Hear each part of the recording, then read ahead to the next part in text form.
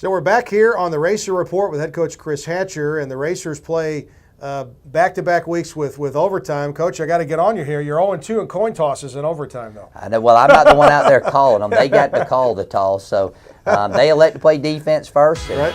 So we have to go out there, and it's very crucial that you get a positive play on first down. So we pretty much stuck with what we do best, and that's run the ball. So we get a good, nice run, get us a good play here to Navarre Griffin. What a great down catch. on the goal line. But unfortunately, we're on the 1 yard line and get stuffed 3 plays in a row. And, you tried Roman Clay, Pokey Harris, and an incomplete pass. Yep, and so here we go. We kick a field goal. We're up 3. Great sack by St. Pierre there. They got to come out and kick a 52-yard field goal. So I'm thinking, well, maybe today's our day.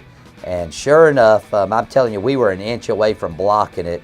Wow. He booted it right down the pipes, and I'm going, oh, Now, my goodness. I'm going by memory here, but I think the last time there was a 52-yarder at Stewart Stadium was Shane Andrus beating Tony Romo in 2002. That's how good that field goal was by Ryan Markup. So then we go into the second overtime.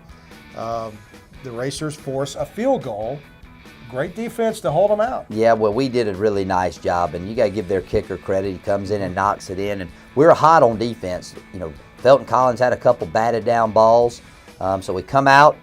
This is, I guess, the last play of the game, and we run our little zone read pass, and Janowski Davis makes a great catch, and it just seemed like it took forever for the official to raise his hands. And what a great feeling. I don't know if I was relieved, excited. It's been a long time since we won a football game, and what better way to do it, beat 23rd team in the country, homecoming, in double overtime. That's awesome. We got the box score up. You can look at some of the numbers there. Amazing seeing the whole team come on the field like that. I don't know if that's happened since 2002 either, but on the box score here in particular, this is how close it was. The Racers had 4 more yards in total offense than SEMO did.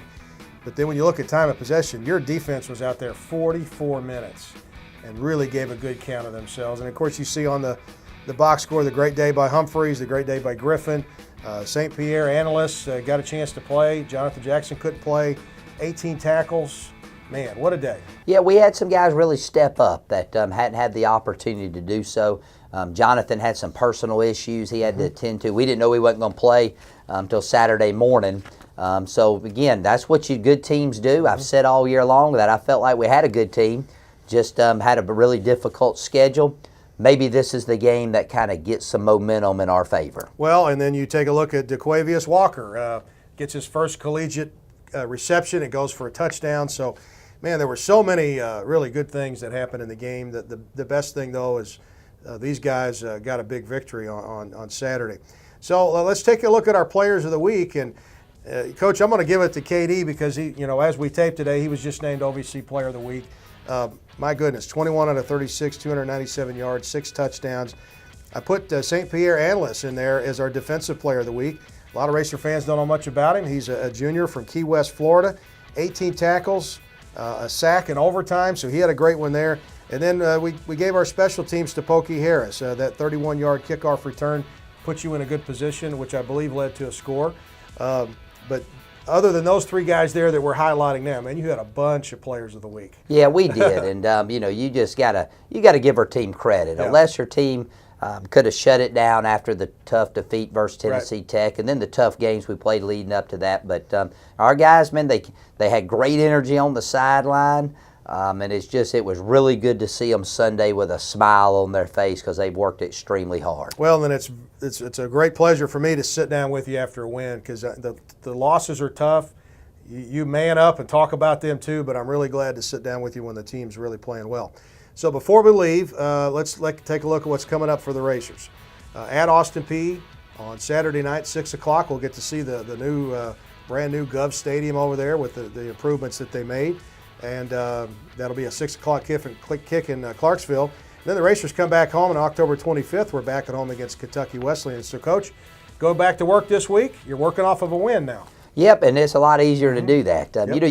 You can correct and be a little more critical after a win than when you're defeated. So, I always tell everybody, with these players, the food tastes better after a win. the girls look prettier after a win, or more important, they think you look better after Yeah, a there win. you go. So, it is amazing what a win would do for your psyche and confidence. And I'm just really proud of our team and staff, because that was a big win. I mean, anytime you beat a top 25 opponent, especially with the luck we've had up to this point, is a great feather in our cap. And to get on a roll, you got to win one. To have a winning streak, you got to start it somewhere. So maybe this will kickstart a great finishing run to this season. I hope so. All right, so thank you for joining us on the Racer Report. Chris, good luck this week. Thank you, buddy. Okay, Appreciate head it. coach Chris Hatcher. We'll see you next time on the Racer Report. And as we leave you today, our weekly tradition, the voice of the Racers, Neil Bradley. K.D. Humphries with the snap back. Two-step drop, throws down across the middle, and it is caught for the score. Navarre Griffin and the Racers, a 21-yard strike, go up 6-0 here of the week. 5 pass breakups last week. 3rd and 10 Racers. Humphries in the pocket, lofts the long one downfield, caught at the 50, 40, 30, 25, 20, 15, 10, and he's gone for the touchdown. Janowski Davis, 75 yards. Trips left, empty backfield for K.D. Humphries. Has the ball, looks for the floater into the far corner, caught for the touchdown. Racers in the far corner of the end zone. It's a score for Murray State. Humphries throws, end zone, touchdown! Navarre Griffin with 46 seconds to go. No flags on the play, and it's a 1-point game. Greifenkamp, pressure kick here. It's on the way, basically an extra point, and it is good. See what the Racers put together. Twins right, twins left. Again from shotgun. K.D. Humphries, play action fake, looks to pump into the end zone. Touchdown.